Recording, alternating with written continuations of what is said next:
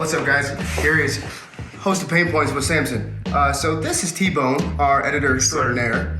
And on this week's podcast, guess who you're not going to see? Me. See this guy. Despite vast years of experience, he made a rookie mistake. And it's not a mistake. We don't really look at these things as mistakes. More so as just opportunities to get creative and bring better content to you. Barstool Sports became an official partner with Rumble. With a deal that added about 400 to 500 million in value to the company. It's an equity deal with Dave Portnoy and Barstool getting equity in Rumble. That dude is a genius. Dude is a killer. And he bought that back last year for like $1, right? From Disney? Pen Limited or something like that. Yeah, that's what it was. And it was for like $1. Because they just needed it off their books so they could sell. Yeah. And after he sold it for 500 million? Yeah. And it was like an 850 million loss on their books. Yeah, but they didn't care because the sale was more important. And now he's got this partnership, which is another 500 million in enterprise value. Yep. So the partnership will provide Rumble users with access to all Barstool Sports content, which is reaching about 1.6 billion people on the regular a month. Wow. Barstool Sports content on the platform, including live streams. Additionally, Barstool Sports will market and promote Rumble as their preferred video home. The wide-ranging partnership will also include an advertisement arrangement under which both companies will help bring brand advertisers to the Rumble platform. Another big step for both companies, Barstool Sports will get access to the Rumble Cloud and its service provider for essential cloud services like computing, storage, and network. Interesting. And in the past 3 years, Barstool Sports has grown its audience by 194%, reaching 1.6 billion podcast downloads, along with merchandising almost 5 million units of apparel, licensed products, and accessories sold. Wow. So that's a really big deal when you think about what people are dealing with as content creators with YouTube. Yep. That's a major play for under 30-year-olds. Are we going to post this on Rumble, guys? Okay.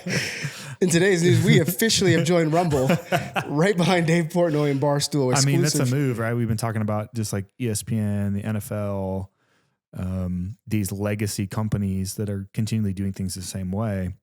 And here is Rumble, that's more of a social kind of platform, yes, partnering with a more social style of sports news and a little bit of satire mixed in there.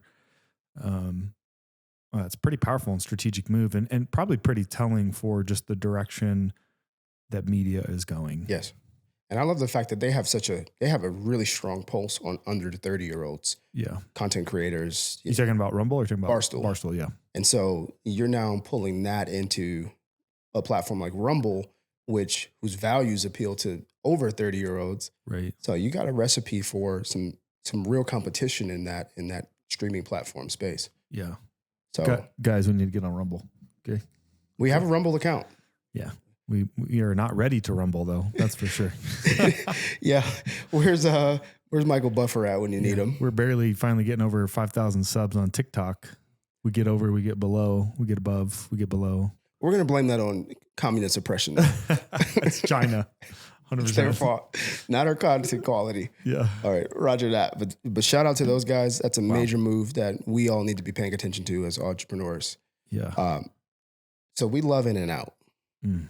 We are In-N-Out heads over here. Enthusiasts. Yes. Yeah. So just a tid fact. Samson put us on to the secret menu. What's it called? It's the secret menu. You can get any size burger you want. Yeah. So, what you see on the menu is like up to a double, but I go for the 4x4. Yeah. And then you can add whatever, grilled onions, regular onions, animal style. You can do it lettuce wrapped. You can do it all sorts of different kinds of way. Well, I've seen somebody do like a 20 by 20. It's so big they can't stack it. They just lay it in the box sideways. But I'll tell you what. If you want to know why our content is leveled up, it was the day I had the 4x4. I've never seen somebody so intently eating a cheeseburger before and was like, man, this might be the best burger I ever had. And then he went and ordered some for his family and was like, okay. I realized at that point it was quality over quantity. So what I'm most impressed by, though, is the fact that they can deliver, like my whole family can go eat burgers, fries, shakes for like $45. Yes. And it's mainly because of the way they structure their business. Correct. And the fact that they control distribution in whatever region they're in. Right. They have their own meat packing, et cetera. It's pretty smart. Right. Well, on some sad news, in the midst of all of that glorious news about In-N-Out, the one and only In-N-Out location to close is now happening in Oakland, California. And it's closing due to crime. Yeah, not surprising. Yes. Dude, I think the reason why I pulled the story in here, though, is because entrepreneurs, this is something we have to think about. There are these external factors that have the potential to impact a brand if they don't go unmitigated, And so now you have to close a restaurant that you've never done. Never close a restaurant, but it's for employee safety. Exactly. And customer safety. Right. I mean, you're seeing that we're seeing it in even little small town Loveland, right? Has a really bad homeless and crime population right downtown 4th Street, which is like the hub. So you're seeing, I've had friends move like from San Diego, they're paying $3,500, $4,000 a month to not be able to walk outside because there's, homeless encampments in front of their apartment complex. Yeah. And so this restaurant has been there for 18 years. And Wow. 18 years they've been in this location. And for me, what it gets me thinking about is, we have this temptation. Many people in our country have a temptation to turn a blind eye to these things. Right. It doesn't impact me. Well, now you're about to be really ticked off because you can't get that 4x4 anymore. Right. And you're going to have to wonder, well, how did we get here? The ballot box. Just putting it frank. Yeah, you get what you tolerate. You get what you tolerate. You get what you vote for. You get who you vote for. And so condolences to you guys out there. You will not be enjoying those burgers like we will enjoy here in Colorado. Yeah. So. And don't move to Colorado and bring that crap with you. Do not bring it with you. So third story of the day here. This one is an interesting one, and I'm so curious to get your opinion on this one. Ohio lawmakers propose paying students to attend school and graduate. Proposed bill would give students between $250 and $750 for graduating high school, but it breaks down a little bit differently. I feel like over time they would make more than that. It says, Ohio lawmakers are proposing bipartisan legislation that would reward students for going to school to not just fight chronic absenteeism, but also give students an incentive for showing up. The program will be run by the State Department of Education, which will provide cash transfers to select kindergarten and ninth grade students for having high attendance rates.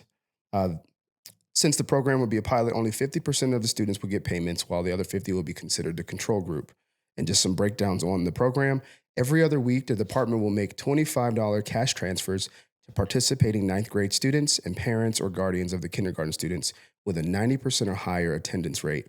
At the end of each quarter, participants with an attendance rate of 90% or higher will receive $150. Then at the end of the school year, students will get $500 if they land in the same attendance percentage range.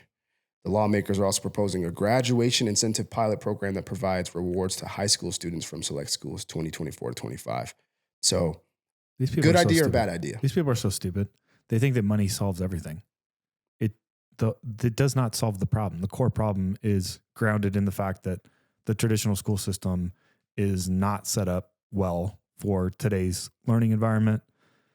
There's an at-home problem, not a in-school problem. Mm-hmm. The school should not be responsible for getting the kid to graduate, right? The parents are ultimately responsible for getting the kid to graduate. And $500, that ain't incentivizing me. Well, I was going to say, my kids can make $500 in a couple weeks just running their little entrepreneurial businesses. And so I think it's just dumb. And it doesn't, the kids who are already going to graduate and show up and have good attendance, they'll get that reward anyways. Yeah. But the kids who aren't showing up, that's the problem. That's what you're trying to fix. But I have direct experience with Ohio, and the way that the whole school system is run over there is pretty wild. We were buying an apartment complex, and they literally have hired attorneys that literally look through all the different transactions for real estate, and they will strategically go after and petition to have the taxes increase on certain properties because they get like 70% of those taxes directly to the school district. And what's crazier about it though, they would come to you personally and they would say, hey, we won't report this if you just pay us our fair share. And then we'll leave you alone for the next 3 years until the tax reassessment happens. So you could pay them their cut, not have your taxes increased overall on the property, and then they would walk away. Like, dude, that's some mafia stuff. So they finally passed a law to mitigate that last year, maybe the year before. I can't remember. But that mindset in and around the school system is pretty stupid. Yeah. Yeah. One part of me, I like I don't like the actual framing of the program and stuff, but I do like the notion of adding certain incentives in. I don't know if those are the incentives, but I think the traditional school system needs to be turned on its head, though, because if kids actually did schoolwork at home and homework at school, right, they would actually get better support. And if you look at the school system, like in the Netherlands and the United States, we used to be on par, and the Netherlands took off, and the United States has actually gone backwards. Why is that? It's because the Netherlands decided to do something different, which was they decided to turn the traditional school model on its head. You do schoolwork at home, you do homework at school. The teacher can see those. They can see that where Darius is at versus where Samson's at. Right. Darius is ahead of Samson, so Darius can just keep working, and I can give extra dedicated time to Samson.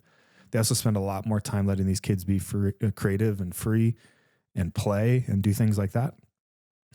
Things that we as entrepreneurs know are important. Like we're all seeking freedom at the end of the day. And so the traditional school system was designed in an era that is not supportive of today's work environment, society, technology, so on and so forth. Yeah, I mean, I agree with you. I mean, we homeschool our children, right? Yep, for those that same base of concern of like, what vortex are we putting them into? Like, my kids are so far ahead, right? And they get state tested, and they blow the state testing out of the water. Right. So that being said, let's veto this program at this point. Only because, and here's the main reason why, is because that all sounds fine and dandy. But who's footing the bill on that? Yeah, taxpayers. Exactly. It's going to come from the same tax program that I was just talking about, right? So they're going to go after the property owners. They're going to probably raise income tax. Yep, sales tax. And I don't know if you've ever been to Ohio, but it's not some beautiful place. Like it's not like they're spending a ton of money to make the infrastructure nicer. I mean, it's pretty old. I've been to Findlay, and I like Findlay a lot, though. But yeah, but when you compare that to like Colorado, Colorado infrastructure, it's not even close. Not even close. No. Yeah. No.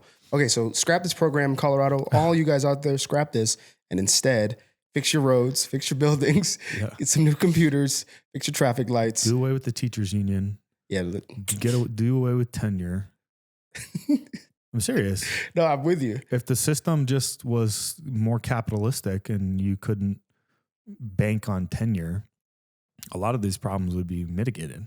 Well, that's when you have teachers leaving the industry because they can go make more money working in construction, we got a problem. Yeah, facts. So dude, I don't know who would want to go be a teacher right now. The political environment, the pay, the entire system, the way that you're forced to teach things that aren't necessarily in alignment with your values, or teaching 35 kids, teaching too many kids, right? Not enough time, not enough money. Teachers having to foot their own bills in order to programs like this, expecting you to. Yeah, exactly. Yeah. So like, just do away with that and let the free market settle the problem. That's good. As always, that's always the best answer. It truly is. It really is. Laissez-faire. Okay. So we have some jaw dropping, according to this headline from Yahoo News. Jaw dropping. I couldn't say that. Jaw dropping. Jaw dropping stats about the state of debt in America. So a quick notes on this article. 3 in 5 Americans, 61%, are in credit card debt. Not news, but here's the news. They owe an average of close to $6,000. 23% say they're going deeper into credit card debt every month, and 14% say they have missed one or several payments in 2023. So that got me thinking, okay, let's look at credit card delinquency. And I found, so here are the top 10 states for credit card delinquency. Oregon, Wyoming, Alaska, Utah, Hawaii, Idaho, Colorado, Washington, California, and Michigan. And in particular, these numbers are all up over 40% across those 10 states, capping out with Oregon at 51% increase in terms of delinquencies amongst their residents in credit card debt. Why I bring that up is because the entrepreneurs I know, including yourself, really have a grasp on the moving and shaking of finance. You have to stay in business. What is the average consumer missing that maybe the entrepreneur gets about finance? I mean, I would say that the average consumer. So first off, I think it's the majority. I think it's 60%, 65% of Americans have less than $1,000 in savings. Correct. Um, I think it's actually even higher now. but when you have an hourly job or even a salary where you have a cap on your upside, and you really don't have enough time to go and make more money, yet everything around you is getting more expensive. And that people always default to like, people are living beyond their means. It's like, has anybody been watching rent for the last 15 years? Yes. Has anybody been watching gas or food costs or just the general cost of living? It's almost a necessity to make more money, but the income growth hasn't aligned with inflation. And even though they try to tell you that inflation's in check, they remove the key things that, like food, gas, and cost of living that are necessary to actually survive. And so that's what they're missing is they have limited upside. They have, say, more security, but your upside potential is congruent to your downside risk. And so, yeah, you don't have a lot of downside risk per se in your job, but you also don't have any upside. Right. And you can't keep up with inflation. So you have to find other ways to make money that aren't limited by how much time you have or a salary or a consistent serial increase in pay over time, right? You can disproportionately increase your revenue in a commission environment, right? Or by structuring a deal or doing something like that. And so that's what entrepreneurs get and have. Right. That now is that easy? Is it? No, it's not. There's definitely other risks that go along with that. But that's the difference. Like your income has to outpace inflation. And so I don't think people are just going out there buying purses and going on vacation. I think that they're really struggling to make ends meet. Yeah, I would agree with that. I mean, I think that coupled with a certain degree of, I don't want to use the word foolishness, but I think a lack of financial wisdom too. So you might not be buying the Prada Gucci bag, whatever it is, but you also don't have those principles up here to even be thinking about, even though I'm not doing that, am I doing the right things? Because you can still not do the wrong things per se and do things that don't necessarily benefit you. But I mean, let's just look at the median household income. So median household income is like $72,000. Yeah. And in a place like where we live and where we work in Windsor, it's like $132,000. So put that in the context of you're going to have taxes taken out. You have maybe call it 2.5 kids. You got to buy groceries, got to buy gas, you got to pay rent. You probably don't own something. So by the time you actually take home that money, you're maybe rocking with 50 grand. Right. So $50,000 a year to live in, say, Northern Colorado would be really hard if you have a family. It'd be a little bit easier if you're solo, right? So there's no nuance to it. So I don't think we can just blanket say it's a lack of financial wisdom as much as just freaking hard to live. Yeah, I mean, I can rock with that. And that's why you're seeing more people move to places where they can afford to live. Right? People are migrating to the Midwest, right? And people from California come to Colorado, like, oh, it's so cheap. People who lived here are like, dang, it's getting so expensive. And so they're continually moving to the Midwest and the Southeast and things like that. Mm-hmm. Yeah. Yeah. I mean, I think mostly where I go with the financial wisdom piece, I think because when I look at it, I think about the fact that, if you have, less than, was it 70, you said 67, 70, almost 70% of people don't have $1,000. What I think is, but we also have seen record spending, consumer spending, holiday spending, various different things. And so when I think about that, I start putting those things together. I say it is harder to survive, but also there is some degree at which financial discipline really matters because we have relatives that have navigated harder economic times and have reached points of stability by having certain frameworks and things. So that's mostly where I was submitting that. Not that I would directly apply it to what's happening with the debt piece, But I'll just go back to the median household price in 1987 was $87,000. It's close to $400,000. 400 for sure. Yep. Right. So interest rates, you know, haven't been above 5% for the last 20 years. And so we're in an interesting time right now where interest rates are, you know, well above that now, and the market's kind of repricing and resetting. Right. So yeah, it's like you can say financial wisdom, but I can't say like when I was in my 20s and late 20s that I was super with it. You know, correct. I feel like I'm still getting better as I go, you know, so I just have a lot more compassion for those people who are dealing with that, because there are people like my parents who, you know, my dad was a solopreneur, and so he never quite figured it out and got crushed in 2008 and never quite recovered, and still feels somewhat elusive to him, you know. Mm-hmm. But there's a guy who's been on his own since he was 13. Correct. Right. And so he didn't really have anybody to show him the way. Well, shoot. I mean, I would say that my father-in-law is incredibly financially savvy. And my wife will tell you, like, I don't remember getting any of those lessons. Right. So it's right up there with health, nutrition, like all that stuff. Well, that being said, to your point, trying to make ends meet, economy is a great concern. Financial stability is a great concern.